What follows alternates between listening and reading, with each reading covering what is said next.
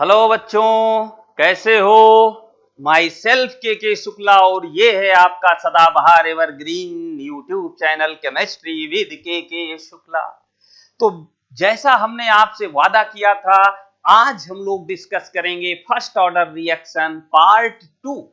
बहुत ही important zone है ये पार्ट 2 फर्स्ट ऑर्डर का, और ये तभी समझ में आएगा जब फर्स्ट पार्ट यानी पार्ट 1 फर्स्ट ऑर्डर रिएक्शन आपने पूरा वीडियो देखा होगा, अदरवाइज समस्या होगी। स्पेशली फॉर कंपटीशन की बात करें, चाहे नीट हो या जेई मेंस हो, ठीक है, ये पार्ट बहुत ही इंपॉर्टेंट है। 12th बोर्ड के लिए भी इसमें कुछ चीजें हैं, लेकिन 70% पार्ट यहां पर जो फर्स्ट ऑर्डर पार्ट 2 का वीडियो है, इसका 70% पोर्शन कॉम्पिटिटिव व्यू पर है, ठीक है। 30% यहां से बोर्ड लेवल की चीजें आपको मिलेंगी। तो इसलिए फर्स्ट पार्ट ध्यान से देखकर समझकर कंफर्म हो लें, उसके बाद ही पार्ट 2 को टच करें। समझ रहे हैं ना भाई? कहते हैं ना कि कोबरा के मुंह में हाथ डालने से पहले जरूरी है कि बिच्छू का मंत्र सीख लिया जाए, उसके जहर का काट ढूंढ लिया जाए। तो वही हाल यहां है, ठीक है, समझ गए ना? तो आइए शुरू करते हैं पार्ट 2 फर्स्ट ऑर्डर रिएक्शन। तो भाई यहां पर हम आपको क्या बताने वाले हैं? पहली पॉइंट देखिए, हम आपको यहां पर यह बताएंगे कि अगर एक फर्स्ट ऑर्डर रिएक्शन है जो कभी कंप्लीट नहीं होती, हमने आपको फर्स्ट वीडियो में बताया था कि इवन इन्फिनिटी टाइम की बात की जाए, ठीक है, तो भी थ्योरेटिकली फर्स्ट ऑर्डर कभी कंप्लीट नहीं होती। हां, जब रेट बहुत कम हो जाती है तो हम ये मान लेते हैं कंप्लीट हो गई over a long time duration, ठीक है। तो अब हम यहां पढ़ने चल रहे हैं क्या भाई? हम ये कैलकुलेट करेंगे यहां पर कि nth फ्रैक्शन को कंप्लीट होने में कितना टाइम लगेगा, ठीक है। तो यहां पर हम पॉइंट ले लेते हैं, द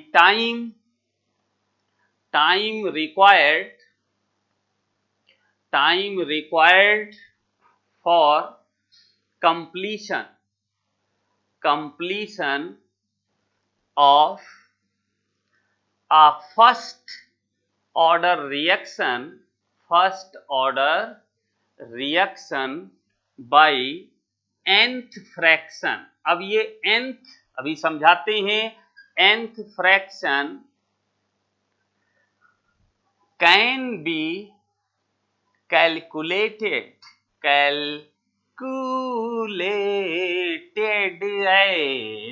ठीक है भाई। तो कैसे कैलकुलेट करेंगे, आइए ये समझते हैं। देखिए बेटा, आपने फर्स्ट वीडियो में देखा पार्ट 1 में फर्स्ट ऑर्डर के कि हमने इक्वेशन पढ़ी थी, kinetic equation for first order integrated form 2.303 by T log base 10 पर, ठीक है। क्या भाई पढ़ा था हमने? Initial minus consumed. एक्स क्या है? कंज्यूम्ड अमाउंट है भाई, ठीक है, और ए क्या है? इनिशियल अमाउंट है। क्लियर हुई बात? अब जरा देखो, इस इक्वेशन को हम ऐसे भी तो लिख सकते हैं भाई, 2.303 बाई टी लॉग बेस 10 पर। देखो ए को यहां से हम वापस लाइन नीचे उतारें, इसको हम नीचे लाएं डिनोमिनेटर में, तो ये क्या करेगा? a माइनस एक्स को डिवाइड कर देगा, यानी यहां फिर क्या बचेगा भाई? 1 लिख दें, और ये हो गया तुम्हारा a माइनस एक्स अपॉन ए। यहां डिवाइड हो गया, बात तो समझ रहे होंगे, यहां जो डिवाइड हो रहा है ये न्यूमरेटर में आ जाएगा, ठीक है। अब इसको हम ऐसे भी तो लिख सकते हैं ना भाई, क्या कि k is equal to 2.303 by T log base 10 पर क्या लिख दूं? 1/1 माइनस एक्स बाई ए। अरे समझ गए ना भाई इसको, ठीक है। ये अगर सिंप्लीफाई करोगे तो a माइनस एक्स अपॉन ए ही तो आएगा ना। ये लिख सकते हैं। अब जरा यहां पर एक बात समझना दोस्तों, मित्रों, ठीक है, भाई और बहनों तो मैं कहूंगा नहीं, मित्रों, दोस्तों, बच्चों, यहां पर देखो x क्या है, x है कंज्यूम्ड अमाउंट, कंज्यूम्ड, ध्यान से समझना, कंज्यूम्ड अमाउंट, कंसंट्रेशन, जो भी टर्म हम लें according to need of question, ठीक है। और ए यहां पर क्या है, इनिशियल कंसंट्रेशन या इनिशियल अमाउंट, इनिशियल अमाउंट या कंसंट्रेशन, ठीक है। तो जरा ये सोचो कि भाई आपने अगर कहीं पर किसी एग्जाम में आपको 90 मार्क्स मिले हैं आउट ऑफ 200, तो कम हो गया ना भाई, चलो 100 मान लेते, 90 आउट ऑफ 100, तो अगर 90 बाई 100 लिखा जाए तो ये क्या हुआ, ये हुआ आपका जो एक्सटेंट है, एक्सटेंट ऑफ अचीवमेंट, ठीक। तो इसको अगर हम x बाई ए लिख दें तो भाई ये कंज्यूम्ड अमाउंट हो गई x, और a क्या है, इनिशियल अमाउंट हो गई, तो x बाई ए यहां पर क्या हो गया, x बाई ए हो गया क्या चीज, एक्सटेंट, ध्यान से समझना भाई, extent of completion, extent of completion, या इसे हम कह सकते हैं एक्सटेंट ऑफ कंजम्पशन। अब एक्सटेंट ऑफ कंप्लीशन को अगर हम F से डिनोट करें, किससे डिनोट करें, F से, तो यहां पर क्या लिख सकते हैं, 2.303 बाई टी लॉग बेस 10 पर 1 अपॉन 1 माइनस F। अब जरा इसको ऐसे भी तो कर सकते हैं भाई, अगर 1 माइनस एफ को हम डिनोमिनेटर से न्यूमेरेटर में लाएं तो यहां निगेटिव लग जाएगा क्योंकि ये लॉग का टर्म है, तो minus 2.303 upon T log base 10 पर 1 माइनस एफ, ये इक्वेशन हमें यहां पर एक मिल गई। अब जरा सोचो कि एफ क्या है, एक्सटेंट ऑफ कंप्लीशन, ये बात समझ गए। इसका मतलब कि अगर इनिशियली हमने 1 लिया है तो 1 का कितने पार्ट, जैसे मान लो 0.75 फ्रैक्शन कंप्लीट हुआ, इसका मतलब f की वैल्यू 0.75 हो गई। अगर 30% कंप्लीट हुआ यानी f की वैल्यू 0.30 हो गई, तो 1 माइनस f क्या हुआ, रिमेनिंग एक्सटेंट हो गई, कि बचा कितना, रिमेन कितना रहा। तो हम ऐसे भी तो यहां पर कह सकते हैं भाई, देखिए दैट इज 1 माइनस एफ, ये क्या है, रिमेनिंग एक्सटेंट, ध्यान से समझना, रिमेनिंग एक्सटेंट हो गया भाई, समझ गए, कोई दिक्कत। तो अब ये इक्वेशन क्लियर हो गई। अब इसका हम एप्लीकेशन देखते हैं कि हम इसका यूज कैसे कर सकते हैं और किस तरीके का क्वेश्चंस यहां पर पूछा जाता है। तो इसके लिए हमें कुछ ज्यादा नहीं करना है। देखिए पहला कंडीशन यहां पर हम एग्जाम्पल ले लेते हैं, देखिए कि भाई ए टू प्रोडक्ट, ये एक रिएक्शन है और कैसी है, फर्स्ट ऑर्डर रिएक्शन है, फर्स्ट ऑर्डर रिएक्शन है। मान लीजिए ये रिएक्शन यहां पर कितने परसेंट कंप्लीट होती है भाई, 75% कंप्लीट होती है, बात समझ में आ रही है। तो अगर ये 75% कंप्लीट होती है, इसका क्या मतलब हुआ, ठीक है। तो देखिए अगर हम एक्सटेंट ऑफ कंप्लीशन की बात करें, एक्सटेंट ऑफ कंप्लीशन का मतलब क्या हुआ, एफ कितना है, 75%, या हम इसको ऐसे लिख सकते हैं कि 0.75, भाई अगर 100 में देखें तो 75 और 1 में देखें तो 0.75।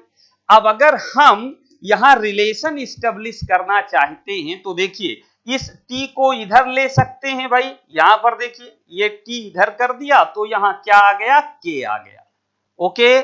अब हम यहां पर t 75% लिख दें या 3/4 लिख दें, एक ही बात है, is equal to 2.303/k। Okay, और यहां पर आया log बेस 10 पर, ये माइनस साइन लगाना नहीं भूलेंगे, ठीक है। और यहां पर देखिए f की वैल्यू कितनी है 0.75, तो रिमेन कितना, जब हम 1 माइनस f रखेंगे, क्लियर हो रही है बात, 75% का मतलब 0.75, तो 100 में 75 तो 1 में 0.75। अब अगर 1 माइनस एफ रखेंगे तो ये है क्या, रिमेनिंग एक्सटेंट, तो ये बेटा कितना हो गया, जरा सोचिए, ये हो गया 0.25, क्लियर। अब 0.25 को हम ऐसे भी तो लिख सकते हैं यार, देखो इसको हटा दें, समझ रहे हो ना, 0.25 को हम लिख दें 1/4, एक ही बात तो हुई, ठीक है। तो जरा सोचो, T 75% is equal to -2.303/K log base 10 पर, समझ में आ रही बात। अब जरा देखो, इस 4 को हम डिनोमिनेटर से न्यूमरेटर में लाना चाहते हैं, तो साइन निगेटिव हो जाएगा, ये निगेटिव निगेटिव क्या हो गया, प्लस हो गया। तो अब यहां हम लिख सकते हैं log बेस 10 पर क्या, 4, कोई दिक्कत, यहां तक बात समझ में आई भाई, तो ये नोट कर लें, तो अगली पॉइंट हम आपको समझाते हैं, ठीक है। नोट करें जल्दी से, जल्दी करें, हो गया भाई, तो इसे मिटा दिया जाए, लो भाई मिटा देते हैं।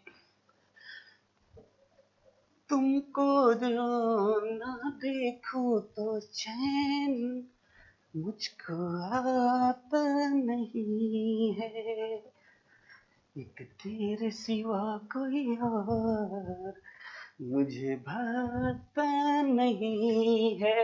हाँ भाई हो गया, तो देखिए मुझे क्या भाता है, मुझे भाता है ये फर्स्ट ऑर्डर की रिएक्शन, ये सोच होनी चाहिए, तब मजा आएगा, ठीक है। अब जरा देखो इसको मैं क्या लिख सकता हूं भाई, ये ध्यान रखें, T 75% था, तो देखो T 75% इज इक्वल टू, अब ये प्लस हो चुका है, कैसे हुआ समझ में आई बात, 2.303/K। अब इसको हम क्या लिख सकते हैं बेटा, देखो याद रखो इस चीज को, यहां पर लिख देता हूं कि log बेस 10 पर 4 है, तो 4 को हम लिख सकते हैं 2 की पावर 2, ठीक। अब एक फॉर्मूला पढ़े हो ना भाई कि log m पावर n को क्या लिख सकते हैं, n log m, तो ये क्या बन जाएगा, 2 log 2, क्लियर हो रही है बात। तो भाई यहां पर डायरेक्ट लिख दूं, तो देखो यहां पे 2 log बेस 10 पर क्या है, 2 है, कोई दिक्कत। तो अब यहां पर इसको हम T75 2.303/K, अब log 2 की एट द बेस 10 पर वैल्यू क्या होती है, 0.303, तो देखो ये वैल्यू मैंने ऐसे रख दिया, इंटू 2 कर दिया, भाई log 2 की वैल्यू बेस 10 पर ये हो गई, और ये 2 ये लिख दिया। अब T 75% is equal to 2 point, देखो इसको हम इसमें मल्टीप्लाई कर दे, ठीक है, तो ये बना 0.6932/K इंटू 2, बात समझ में आ गई। तो ये क्या है, याद करो वो जमाना जब हाफ लाइफ हमने था पढ़ाया, तो भाई इसको क्या लिख सकते हैं, ये हाफ लाइफ हो गया ना, तो यहां पर 2 इंटू T1/2, इसका मतलब एक फर्स्ट ऑर्डर रिएक्शन को 75% कंप्लीट होने में जो टाइम लगता है वो क्या है, उसकी हाफ लाइफ का जस्ट 2 टाइम होता है। ये बात समझ पाए ना भाई, क्लियर हुई बात, तो किसी तरीके की कोई समस्या नहीं होनी चाहिए। तो अब ऐसे हम डिफरेंट टाइम फ्रैक्शन के लिए कैलकुलेशंस कर सकते हैं आसानी से।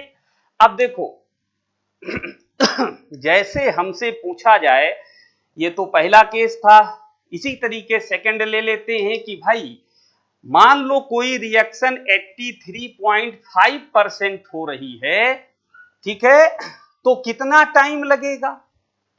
अब जो डेरिवेशन हमने 75 वाला बताया, बिल्कुल सेम यही अप्लाई करना है, सेम पैटर्न पर कैलकुलेट करना है। तो यहां पर भाई जी देखिए क्या हो जाता है, कैलकुलेट करके आप देख लेंगे 3 इंटू टी हाफ। इसी तरीके से अगर आपसे पूछ लिया जाए 93.75% कितना, तो ये आता है दोस्तों 4 इंटू 1 2 का 4 4 2 का 1। समझ गए। लेकिन माय नेम इज के शुक्ला और ये है आपका खूबसूरत चैनल केमिस्ट्री विद के शुक्ला। दोस्तों लाइक करना, शेयर करना और सब्सक्राइब करना बिल्कुल ना भूलें। मेरा मोटिवेशन बनाए रखें, हम जिससे और बेहतर कर सके। तो ये 4 इंटू 10 टी हाफ हो गया। इसी तरीके से दोस्तों अगर पूछ लिया जाए कि टी 96.87% कितना, तो ये आता है 5 इंटू टी हाफ। आप मेरी ना माने साहब, कैलकुलेट करके देख लें, यही आएगा भाई। अगर टी 99.9% की बात की जाए तो इतना परसेंट कंप्लीट होने में 10 इंटू टी हाफ। समझ गए। तो ये बेटा कुछ आपके लिए कंक्लूडेड रिजल्ट्स हैं, इन्हें याद रखना। ठीक है, समझ पाए ना कैसे कैलकुलेट करते हैं, कोई दिक्कत किसी तरीके की। ठीक है, एक और बहुत ही बेहतरीन तरीके का, ठीक है, ये मिसाइल थोड़ा सा, ठीक है, लोड कर दी जाए। तो देखिए एक इसी तरीके का बहुत ही बेहतरीन सा कंसेप्ट पूछा जाता है, मैं आपको बताता हूं ये क्वेश्चन। ठीक है, कैसे कहा गया भाई कि A2 प्रोडक्ट, ठीक है, ये एक फर्स्ट ऑर्डर रिएक्शन है। क्या है भाई, फर्स्ट ऑर्डर रिएक्शन। अब कहा गया इसका जो रेट कांस्टेंट है यानी के, ये के है 60 सेकेंड। कितना है भाई, 60 सेकेंड इनवर्स। यूनिट कैसे लिखेंगे ये ऑलरेडी हम आपको बता चुके हैं। अब आपसे पूछा गया यहां पर कि भाई ये बताइए कि कितना टाइम लगेगा, यानी हाउ मच टाइम की बात की गई, कितना टाइम लगे कि ये, ठीक है, इसकी जो कंसंट्रेशन है वो इनिशियल का 1/16 हो जाए। तो हम थोड़ा सा इसे कंडेंस करके लिख दे रहे हैं कि A2 प्रोडक्ट फर्स्ट ऑर्डर, इसका रेट कांस्टेंट 60 सेकेंड इनवर्स है। ठीक है, हाउ मच टाइम रिक्वायर्ड, ठीक है, तो यहां पर टी हमने क्वेश्चन मार्क करके लिख दिया।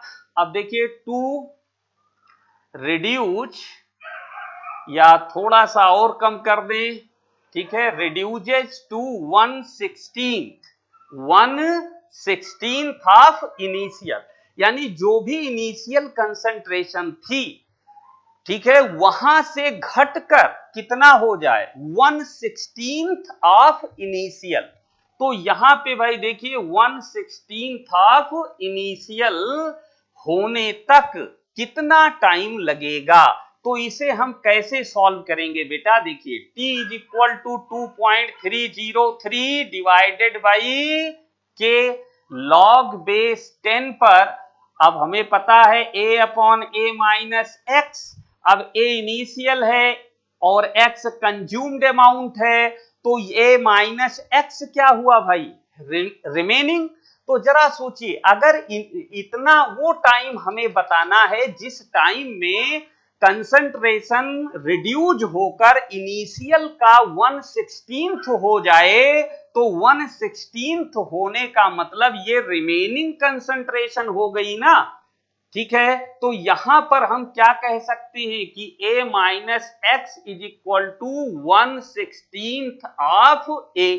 ये बात समझ में आ गई, ठीक है।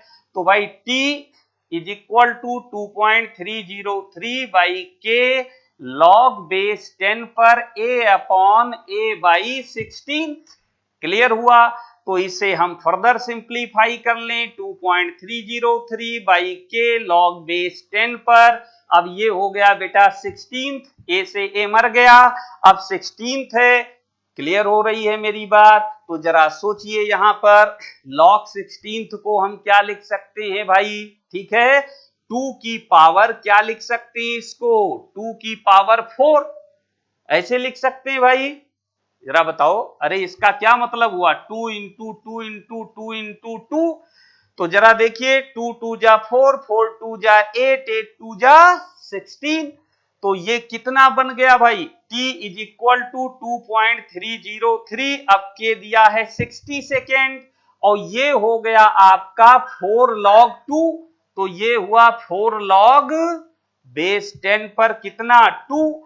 अब वैल्यू रख दो, T is equal to 2.303 by 60 into 4 into 0.3010 पूरा लिखना चाहो, वैसे कोई खास फर्क नहीं पड़ता। तो ये बात समझ में आ गई होगी ना भाई? ठीक है, अब क्या आंसर आएगा? सॉल्व कर लो। तो ये लगभग 4.62 into 10 to the power -2 seconds आ जाएगा, और ये आपका आंसर हो गया। समझ गए ना कैसे सॉल्व करना है? तो जल्दी से उतारो भाई। है? अरे इसको लिखने के लिए क्या है भाई? है क्या उतारने लगे? लिख लो जल्दी से, ठीक है, लिख लो भाई। हो गया, मिटा दिया जाए, मिटा दें, ठीक है भाई। तो ये दुनिया, ये महफिल मेरे काम की नहीं, मेरे काम की नहीं। ऐसा नहीं है भाई। अगर हम खुद को पॉजिटिव रखते हैं, अपना कर्म पॉजिटिवली डिवोशन के साथ करते हैं, कहते हैं ना वर्क इज वर्कशिप, तो दुनिया भी काम की है, वो भी अपने काम के हैं, वरना तो नीलबटे सन्नाटा। तो देखिए, ये चीज समझ पाए ना कैसे अप्लाई करते हैं? अब एक और खास पॉइंट हम आपके साथ डिस्कस करने जा रहे हैं, बहुत ही बेहतरीन। ठीक है, क्या? देखो बेटा, हम ये जानना चाहते हैं कि if n is the number of half life completed, ठीक है, यानी अगर रिएक्शन में n हाफ लाइफ हुई हो, ठीक है, n का मतलब जैसे मान लो कि भाई हाफ लाइफ तो पढ़ ही चुके हो। अब हाफ लाइफ किसे कहते हैं? वह टाइम जिसमें कोई मैटर अपने इनिशियल का कितना हो जाए, 50% हो जाए ना, उसी को तो कहते हैं भाई। ठीक है, तो अब मान लीजिए ऐसा n टाइम्स हुआ, ठीक है, तो हम यहां पर क्या कह सकते हैं कि if n is the number of half life completed, then amount या कंसंट्रेशन, ठीक है, देन अमाउंट और कंसंट्रेशन लेफ्ट। तो कितनी लेफ्ट होगी, ये कैसे निकालेंगे? तो आइए समझते हैं। देखो, हम एक टेबल सी बना लेते हैं यहां, नंबर ऑफ, ठीक है, n कंप्लीटेड, ठीक है, और दूसरी टेबल ले लेते हैं यहां पर अमाउंट या कंसंट्रेशन लेफ्ट, जो बची है, ठीक है, बचेगी कितना भाई? ठीक, अब जानते हो इसको हम, अगर रिएक्शन हमारी क्या है, रिएक्शन अगर हमारी ये है ए टू प्रोडक्ट, ठीक है, तो भाई ये क्या लिखेंगे? रिमेनिंग कंसंट्रेशन हो गई, और अगर नॉट कर दें तो इनिशियल कंसंट्रेशन हो गई। अब देखो, अगर एक है ठीक है, तो इनिशियल कंसंट्रेशन क्या है, किससे डिनोट करते हैं, ए नॉट से। तो अगर एक हाफ लाइफ हुई है, एन की वैल्यू 1 है, तो बचा कितना, इनिशियल का आधा, यानी ए नॉट बाई 2। ये बात क्लियर हो गई। अब जरा देखो, अब अगर दूसरी हाफ लाइफ कंप्लीट हो, तो दूसरी हाफ लाइफ के लिए जो पहले की रिमेन अमाउंट है ना, फर्स्ट हाफ लाइफ कंप्लीट होने के बाद जो रिमेन बची, ये दूसरे हाफ लाइफ के लिए इनिशियल वैल्यू होगी।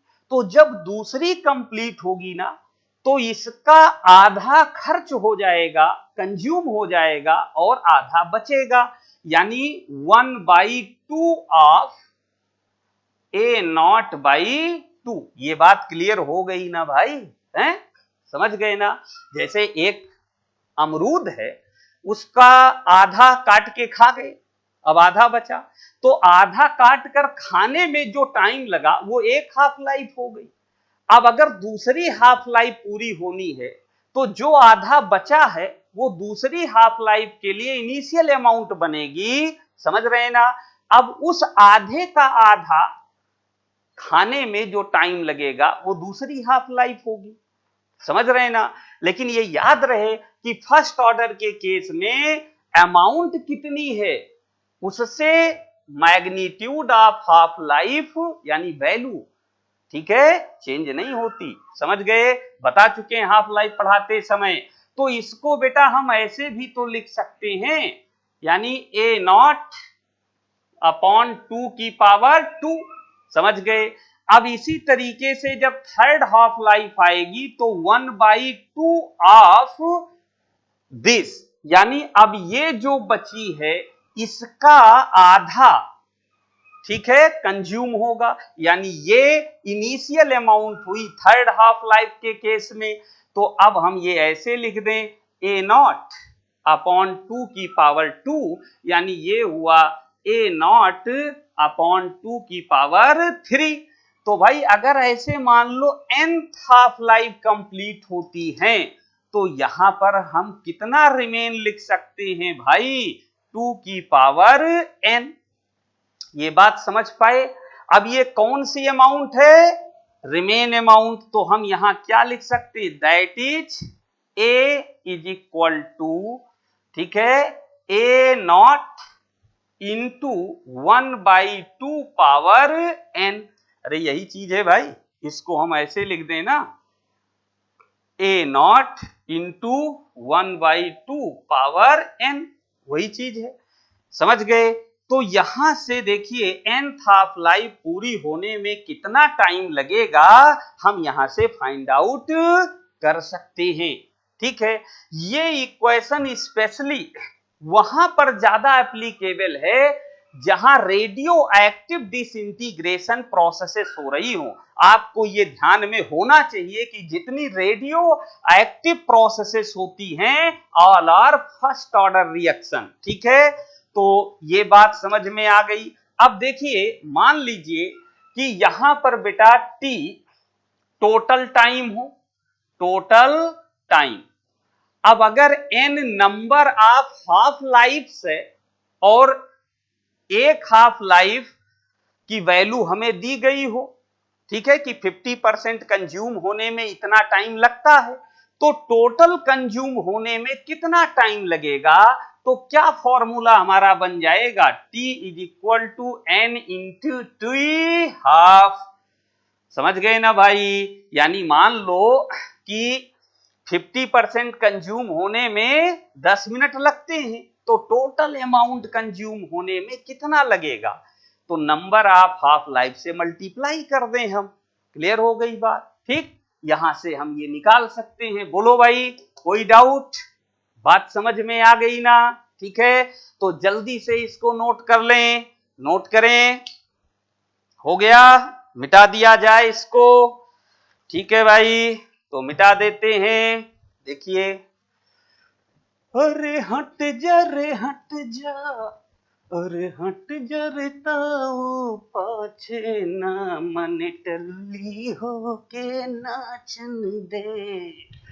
अरे भाई, आप सोच रहे होंगे सर ये क्या कह रहे हैं बेटा, हमने ताऊ नहीं बोला है, हमने बोला है टाउ।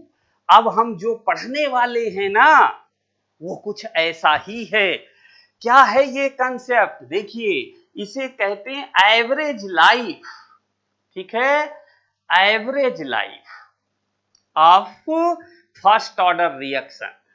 तो average life of first order reaction, ठीक है, बिल्कुल आप नाराज ना हो, इसे ऐसे थोड़ा टेढ़े टाइप का टी लिख देते हैं, इसे पढ़ते हैं टाउ, टाउ ना कि ताऊ, ठीक है।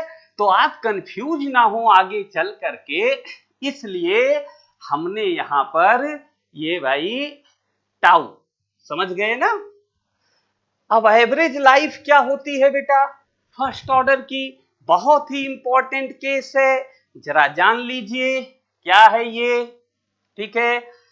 इसको अगर हम मैथमेटिकल पॉइंट ऑफ व्यू से लिखें तो कह सकते हैं कि दी रेसिप्रोकल, रेसिप्रोकल ऑफ कांस्टेंट।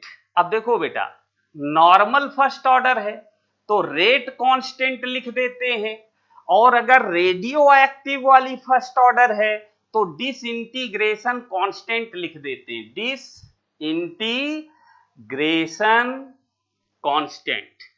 तो ये ध्यान रखो कि टर्म वही है, बस थोड़ा सा कंडीशन के बेस पर नेम बदल गया। नॉर्मल फर्स्ट ऑर्डर है तो रेट कांस्टेंट, और अगर रेडियो एक्टिव फर्स्ट ऑर्डर है तो डिसइंटीग्रेशन कांस्टेंट। तो reciprocal of rate constant disintegration constant is called average life, is called average life, यानी टाउ। क्लियर भाई। तो जरा देखिए क्या हुआ, tau is equal to 1/k। समझ में आ रही है बात ना बेटा, ठीक है, वेरी गुड। अब जरा देखो, आप जानते हो क्या, since k is equal to क्या होता है 0.6932 अपॉन टी हाफ, डिराइव करा चुके हैं, क्लियर। तो जरा वैल्यू रख दें हम, टाउ इज इक्वल टू क्या हो जाएगा बेटा, टी हाफ अपॉन 0.6932। अब अगर इसको सिंप्लीफाई कर लें तो 1.44 इंटू टी हाफ, समझ गए। यानी फर्स्ट ऑर्डर रिएक्शन की हाफ लाइफ का 1.44 टाइम्स क्या कहलाता है, एवरेज लाइफ। ओके, समझ गए। देखो कितना खूबसूरत क्वेश्चन, मगर थ्योरेटिकल अंदाज में पूछा गया, और कहां पर दोस्तों, नीट में। अब नीट ना कहें पहले, ठीक है, जो एम्स है वो अलग था, और जो है अब तो आप बेहद समझदार हैं, तो एम्स में पूछा गया था, एक थ्योरेटिकल अप्रोच का क्वेश्चन पूछा गया था कि भाई ये बताओ कि हम ये जानते हैं कि अगर इनिशियल का 50% कंज्यूम हो जाए तो टेकन टाइम हाफ लाइफ कहलाता है। तो इनिशियल का कितने परसेंट कंज्यूम हो जाए, इनिशियल का कितने परसेंट कंज्यूम हो जाए तो टेकन टाइम को हम एवरेज लाइफ कहेंगे। कितना खूबसूरत क्वेश्चन है। तो बताओ दोस्तों इसको कैसे सॉल्व कर पाओगे। तो आइए भाई, आपको हमने फर्स्ट वीडियो में फर्स्ट ऑर्डर के पार्ट 1 में बताया था, क्या बताया था भाई, एक्सपोनेंशियल टर्म में आप कैसे लिखोगे फर्स्ट ऑर्डर की काइनेटिक इक्वेशन को। तो वहां पर हमने कहा था, देखिए कि remain concentration upon initial concentration is equal to क्या भाई, है ई की पावर, जल्दी याद करो क्या बताया था भाई, जल्दी बोलो, हैं क्या बताया था, माइनस केटी, याद आया।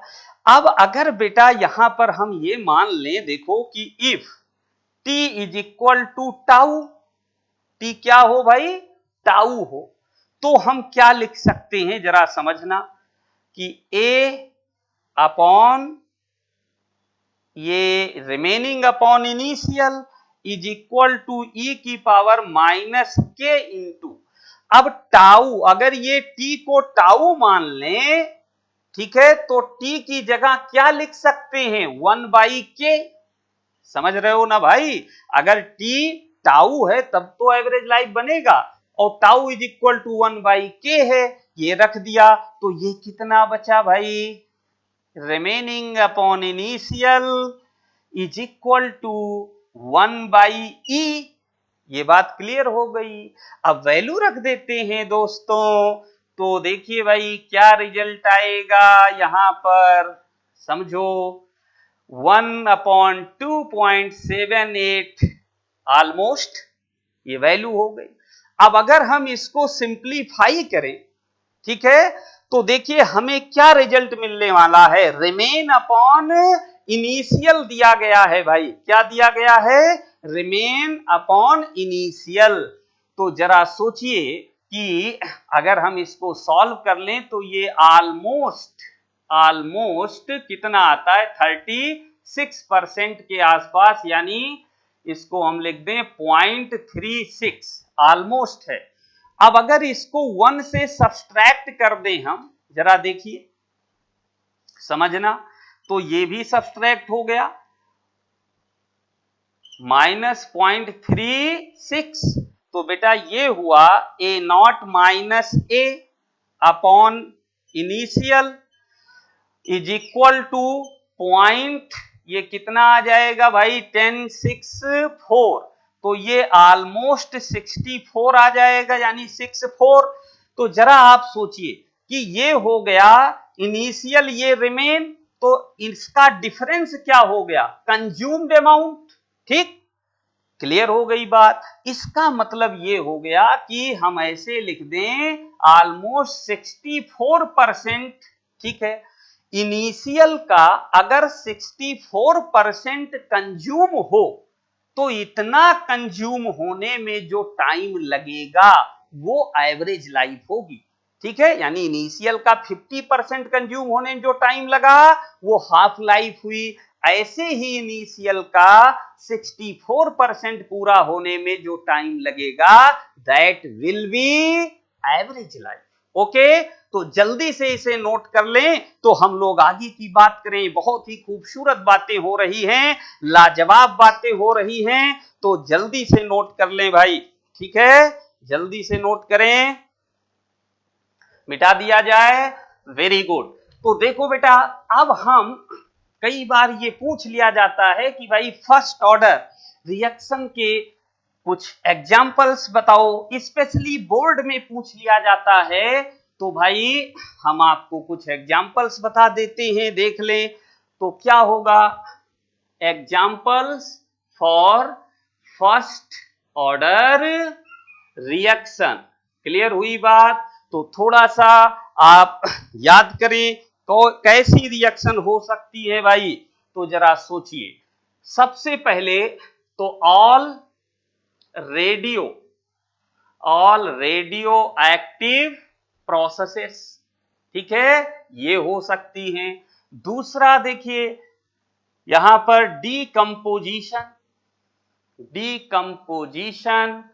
ऑफ N2O5 हो सकता है, ये भी फर्स्ट ऑर्डर है, इसकी मैकेनिज्म आपको हम पढ़ा चुके हैं, इसके लिए आप मॉलिक्यूलैरिटी और ऑर्डर ऑफ रिएक्शन का वीडियो देख सकते हैं, ठीक है। ये क्या होती है, N2O5 टूट कर बनाती है NO2 प्लस O2, तो बैलेंस कर लें, इसको 2 रखना है तो यहां पर 2 कर दिया, 4 नहीं होगा तो इसको ऐसे कर लें 4 और इसे 2, तो ये हो गया 4 हो गया भाई 10, 8 to 10, ठीक है, समझ पा रहे हैं ना।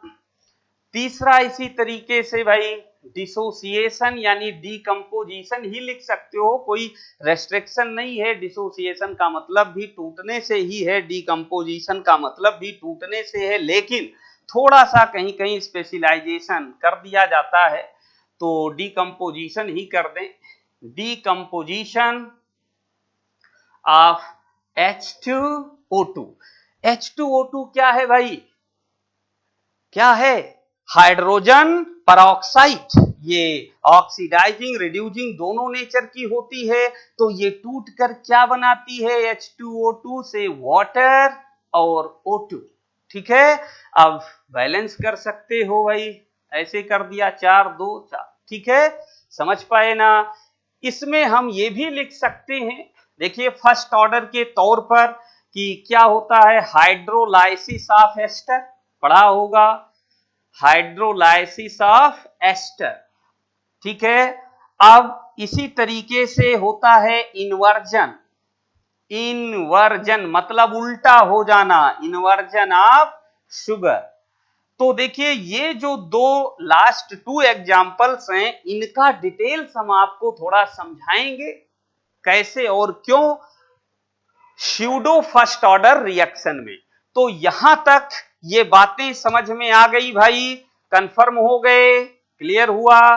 तो बेटा जी इसी तरीके से देखो एक और बहुत खूबसूरत सा पूछा जाता है, बता देते हैं। ठीक है, लेकिन ये एडवांस लेवल में, आईआईटी एडवांस में ये क्वेश्चंस बनते हैं, तो केवल थोड़ा सा मेंशन करा देते हैं, जैसे पॉपुलेशन, या हम ऐसे कह दें, हाँ ठीक है, पॉपुलेशन ग्रोथ, यानी किसी देश की जो पॉपुलेशन है, जनसंख्या है, उसकी जो ग्रोथ है, पॉपुलेशन ग्रोथ, या फिर बैक्टीरिया वायरस का ग्रोथ है, समझ रहे ना, बैक्टीरिया ग्रोथ, ये सब भी क्या है? फर्स्ट ऑर्डर रिएक्शन है भाई। बात समझ में आ रही है ना? कोई कंफ्यूजन किसी तरीके का नहीं है? तो आप इसे नोट कर लें, और यहां पर हमारी फर्स्ट ऑर्डर कंप्लीट होती है। ठीक है, तो नेक्स्ट वीडियो में नेक्स्ट कंसेप्ट के साथ मिलते हैं। लेकिन आप ये ध्यान रखें कि जीरो ऑर्डर और फर्स्ट ऑर्डर आपके लिए बहुत ही इंपॉर्टेंट हैं। इन्हें बिल्कुल तैयार कर लें, एक बार, दो बार, बार बार वीडियो देखकर नोट्स बनाकर तैयार कर लें। ठीक है, तो हम लोग फिर मिलते हैं नेक्स्ट वीडियो में नेक्स्ट कंसेप्ट के साथ। तब तक के लिए इजाजत दीजिए। नमस्कार, नमस्कार, बाय बाय।